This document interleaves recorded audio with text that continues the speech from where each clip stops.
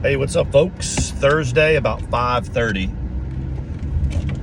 Coming home from work. These car vlogs that I'm gonna do are always gonna be like afternoon after work, unless I come up with some other. I really don't have enough time in the day to do much anything else on social media until I get home, and I'll kind of cover why that's a good thing. I know practically nothing that goes on during the day unless I can catch up with it during my lunch break from about 12 to 1 or 11 to 12, whenever it is.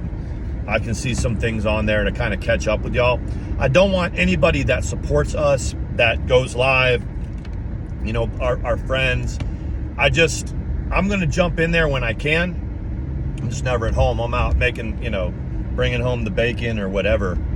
So this is what you're going to have to deal with for a while. Y'all remember Angry Veteran? Who remembers Angry Veteran? This is his merchandise. Remember when I was out hanging out Negative Nation? Guess it was 2018. About that it was the summer or the winter that my grandson was born, and me and Angry Veteran drove from North Carolina to Indianapolis to hang out with Negs. Y'all remember that? It was a pretty epic stream because we met Skeeter there, and the four of us. You might have heard about that stream. Pretty legendary. Anyway, Angry Veteran, dabbled in, with a channel, and he's a fairly good artist. So everybody had merchandise and stuff. So this was his. That's his design, and when he was selling merch. I also have a print and that he did that I bought from him on like Etsy or however. I don't remember how he had that on his store, but I don't know what happened to it. I don't know if I didn't make it out of North Carolina with it. I thought I had seen it, but I might not have made it out of North Carolina with it. The Beast might still have that or whatever. I do understand that when she talks about different exes, she has like a box of their shit. Like it's a box of Sean's shit, a box of Clint's shit, and a box of whoever else's shit. That she's got like a storage locker that's got boxes of our shit. That's weird. But anyway, Angry Veteran. So the other thing that happened, I'm in the parking lot and I'm getting ready to leave, and I see this red Mustang, 2018, I guess, and it's my new supervisor's Mustang. And so she's coming out to her car, and I was like, "Hey, it's your Mustang." She's like, "Yeah." So stay with me. You guys remember the problems I had with my Ranger, and the whole fiasco over Christmas about me and how I ended up buying Mandy her new car. So she's like, "Yeah, but I've had all kinds of problems with it and this and that." And I was like, "Really?" She said, "Yeah, we had a blown head gasket. It's only got 58,000 miles on it, and the head gasket blew, and so when we took it in and they were diagnosing it, and I said, how does a head gasket blow? Something else had to happen." She said, yeah, the number one spark plug malfunctioned or blew up or something, and I was like, no shit. What happened to my Ranger? My 2019 Ford Ranger, number one spark plug blew up. These are engines that are under warranty. Why we keep buying Fords? Ford owners just keep buying them. So I ended up, that's our car right now. Our Edge is a 2022 Ford Edge, but it's only got, Mandy drives the wheels off that thing. So we got it in Christmas, and I think it's got 5,000 miles on it. Now, it was 4 miles on it when I bought it. That's the first legitimate brand new car I've ever bought. The Ford Ranger was also, I bought it the year that it was made, but it had like 2,800 miles on it when I got it. It was but this car that we got for Mandy's Christmas present had 4 miles on it. It was brand new, straight off the line. I don't know why we keep buying Fords, but because they keep messing up, man. In this day and age, you got to have good stuff. I'm driving this Kia right now. It's a Kia Optima. It's a nice car. It's got 90,000 miles on it. It's a 2015, and besides, do stuff like change the brakes, change the oil, it's never had any major problems on it. Now, granted, we only drive it about 8,000 or 9,000 miles a year, which isn't a lot. Put it into perspective, Mandy's put 5,000 or 6,000 on the Edge, and it's 3 months old. So she's on pace to put like 15,000 miles on the edge. And this one, the way we're driving, it'll be 10 years old before, in another 2 years, it'll roll over 100,000. There's not too many 10-year-old cars that have less than 10,000 miles on it, unless there's some specialty car. Anyway, that's the lead in that I'm going to talk about. So the next time that, like I mentioned, like the stuff that was happening to me over the last week, the good thing is two things. First of all, it happens to me all the time. It never really stops. But I'm at work, so I don't really get to, to watch it. And I don't really get what I want to do, which is to tell my supporters and our supporters that it's going to be okay. I think you guys get it by now. I think that here we are. Tomorrow is a week after, Telfer had her on the stream. This is about the time where, and I think you're already seeing it. This is about the time, about a week, 5-6 days after something like that happens, that the beast over there has a very significant mental break. And I'm not saying that. I had to think long and hard about this before I did this stream and how I'm going to deliver it.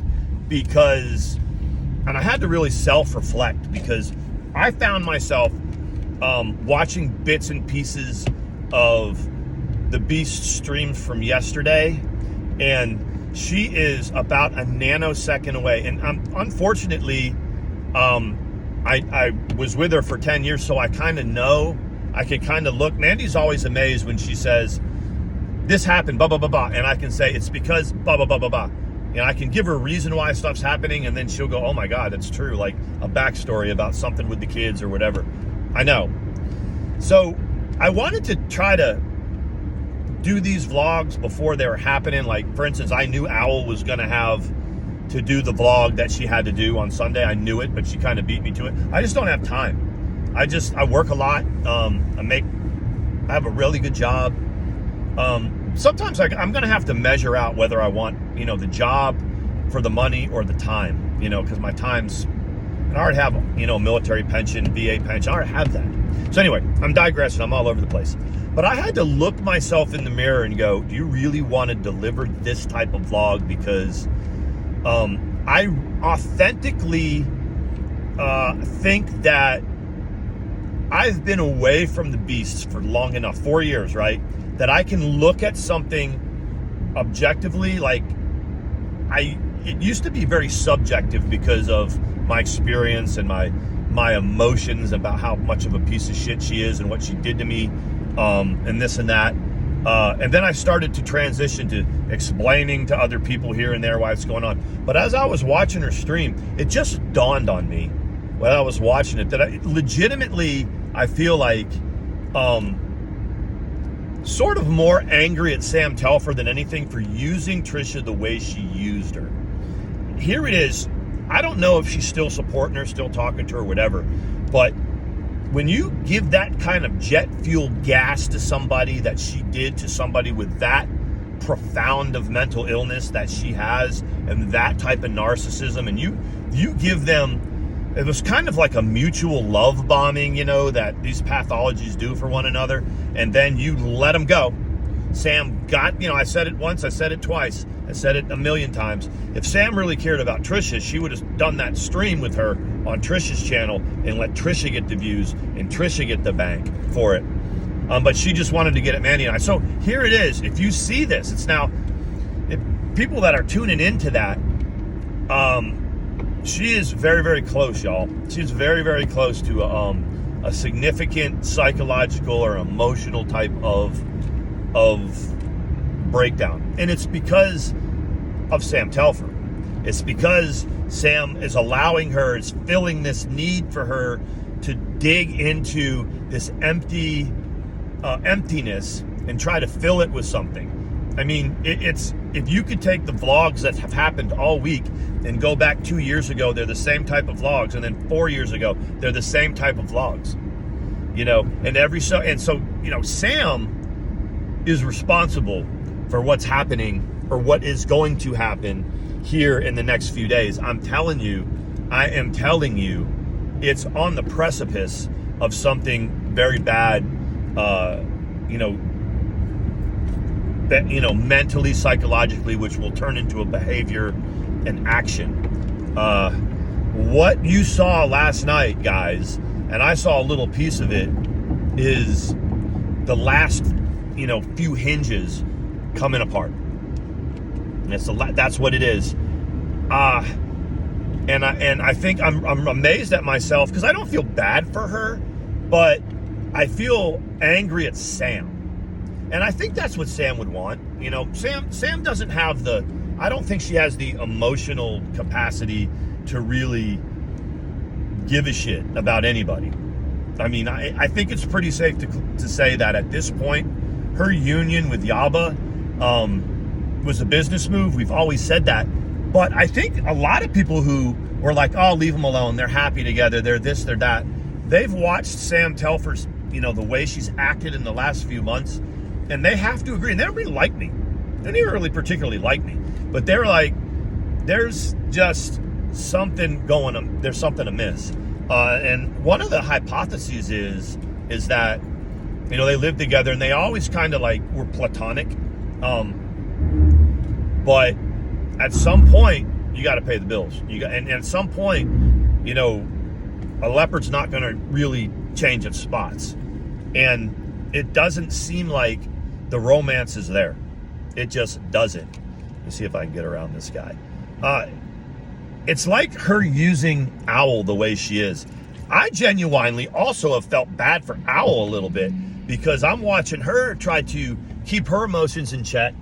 I'm calling her out on her behavior, and right as I call her out for it, Telfer is launching on her, talking about essentially saying, do better, do more, do better and do more with your channel. Do better and do more. She's kind of left herself out on an island now.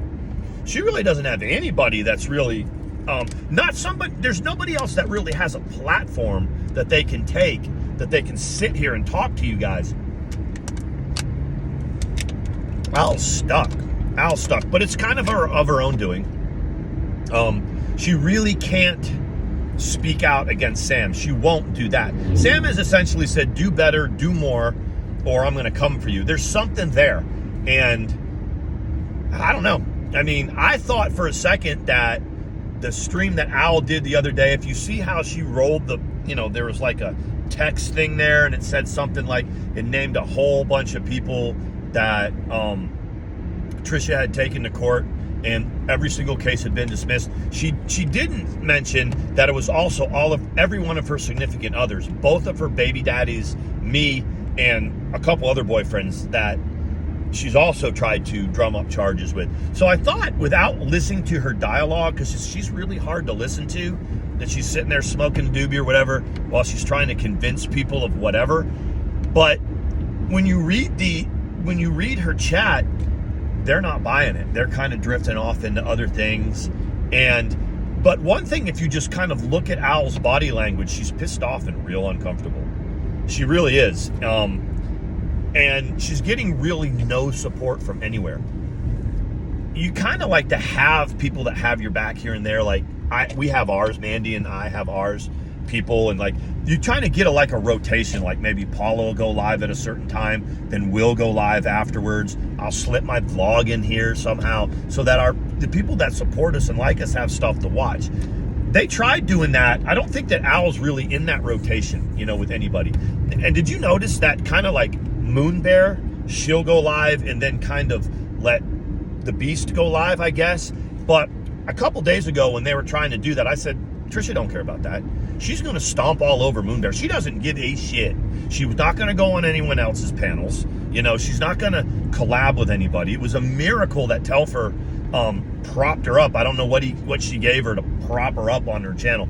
But Moon Bear's trying to go live, and then Beast goes live right on top of her. And did you see that whole thing? And Moon Bear's like, I'm live, Trisha. She's like, oh, okay. Go look at Dramatic Pause. It breaks it down. Go look at Dramatic Pause if you haven't. And it's like, oh, okay. You're live, Moon? Oh, I'm sorry. Maybe I'll wait, there's more people coming in. It doesn't work with her. It just doesn't work with her. But that's it. I wanted to try to sequence what's happening because I know it's going to happen. I'm telling you, by the time the weekend's over, it's Thursday. By the end of the weekend, there's a very, very good chance that there's going to be one of those. What do y'all used to call it when Beast went in the bloodbath or something from a few years ago? There's something that's going to happen, and it's all because of how Sam Telfer gassed her up, said everything was be okay, and now it ain't for her. And yeah.